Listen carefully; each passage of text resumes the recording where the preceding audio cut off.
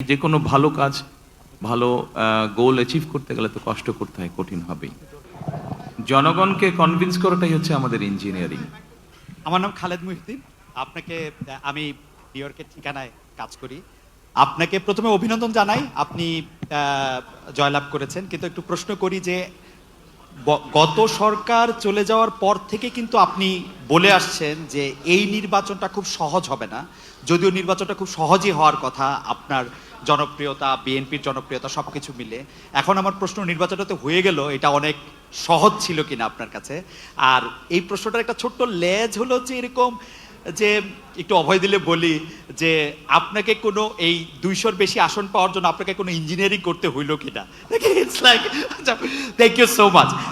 আপনাকে অভিনন্দন জানাই। আপনি আমাদের আমাদের জনগণকে জনগণকে কনভিন্স করাটাই হচ্ছে আমাদের ইঞ্জিনিয়ারিং।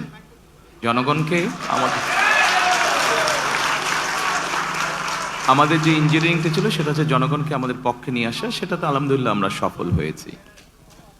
আর জনগণকে কনভিন্স করে একটি সুষ্ঠু সুন্দর পরিবেশ এনশিওর করাটাই ছিল আপনার প্রথম প্রশ্নের উত্তর। অর্থাৎ যেটা আপনি বলেছেন, যেটা আমি বলেছিলাম কঠিন হবে কিনা, অবশ্যই যে কোনো ভালো কাজ, ভালো গোল অ্যাচিভ করতে গেলে তো কষ্ট করতে হয়, কঠিন হবেই।